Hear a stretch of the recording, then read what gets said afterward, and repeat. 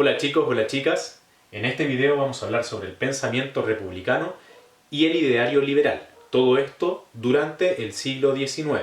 Hay que recordar algunas cosas que tienen que ver con el siglo XIX, que transcurre entre el año 1800 y el año 1900. Este siglo ve nacer a una sociedad burguesa y a una sociedad también que es revolucionaria, debido a varios aspectos o a varios elementos que habían sucedido durante fines del siglo XVIII. Primero, el quiebre con el absolutismo. El absolutismo era un sistema de gobierno en el cual el rey controlaba al Estado y lo controlaba de manera absoluta, es decir, todos los poderes del Estado estaban controlados por una sola persona. Esta persona podía, por ejemplo, elaborar juicios.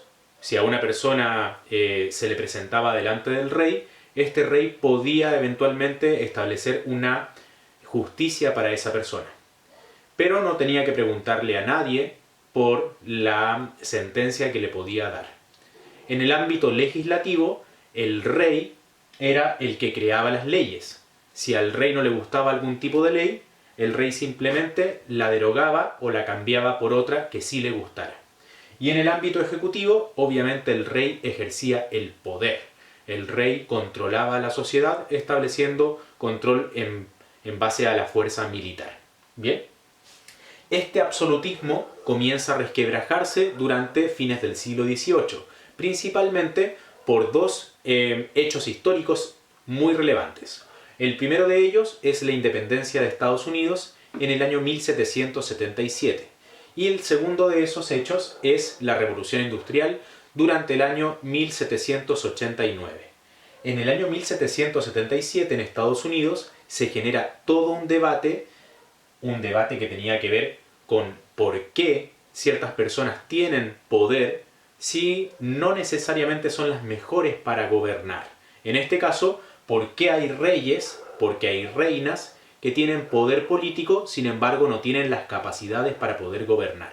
Y estas múltiples personas, hombres y mujeres, comienzan a debatir y a cuestionarse el poder y la autoridad del rey. En este caso, aparece en principio la independencia de Estados Unidos y luego la Revolución Francesa, donde el absolutismo, que antes era el control absoluto del rey sobre la sociedad y sobre el Estado, se modifica y comienza a ser o repúblicas o bien parlamentarismos.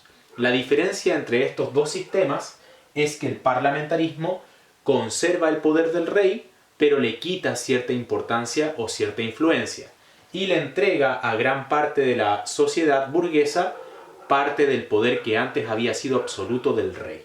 En cambio, la república no considera a los reyes dentro del poder. En algunos casos, por ejemplo, los reyes son asesinados junto con la familia y toda la corte. Y en otros casos, los reyes son apartados del poder, se les quitan los bienes y las propiedades y pasan a ser personas civiles comunes y corrientes.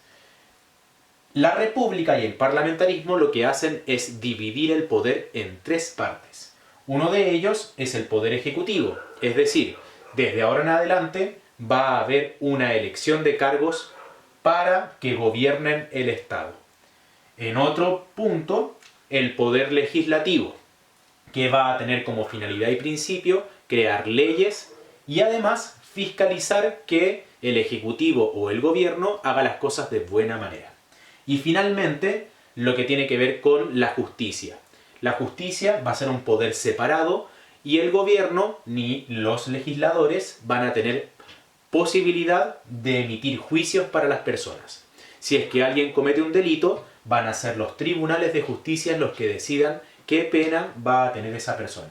Sin embargo, el Poder Ejecutivo ni el Legislativo va a poder tomar partido respecto de esa acusación.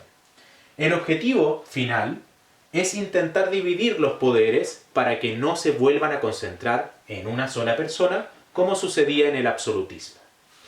Todo esto tiene que ver, como les dije al principio, con ciertas ideas liberales que se fueron levantando. Entre esas ideas liberales podemos destacar, por ejemplo, la libertad como principio fundamental. La idea liberal tiene el concepto de la libertad por sobre cualquier otra cuestión. Y esa libertad se ve expresada a través de, por ejemplo, una libertad de pensamiento. Yo tener la posibilidad de poder pensar y decir lo que quiera y lo que guste porque tengo libertad de pensamiento. Libertad es reunión y de asociación, es decir, que yo me pueda reunir y que yo pueda generar grupos con quien yo quiera porque ya no hay una figura que me lo impida. Libertad de expresión y prensa, es decir, voy a poder decir mis ideas y además la prensa va a poder ser mucho más extensa y mucho más diversificada de lo que había sido antes, porque antes en el reino, en los absolutismos, existía prensa. Se imprimían, por ejemplo, periódicos, noticias. Sin embargo, esa prensa solamente podía estar a favor de la realeza y a favor, obviamente, de lo que decía el rey. Si la prensa llegaba a decir algo en contra del rey, obviamente, como el rey tenía el poder absoluto de la sociedad y del Estado, podía eliminar a esa prensa y podía perseguir incluso a las personas que hicieran ese tipo de publicaciones. Sin embargo, en las ideas liberales hay una libertad de expresión y una libertad de prensa.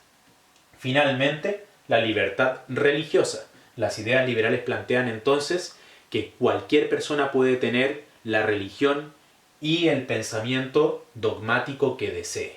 Por tanto, si yo soy musulmán, si yo soy católico, si yo soy protestante, tengo una cierta libertad religiosa y puedo profesar mi fe sin la necesidad de que un rey, al ser católico o al ser protestante, me pueda reprimir por mi condición, ¿cierto?, religiosa.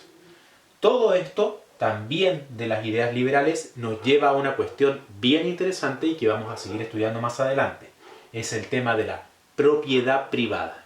Las ideas liberales plantean entonces que es un fundamento que las personas tengan una propiedad y que ni siquiera el Estado pueda quitárselas en algún momento.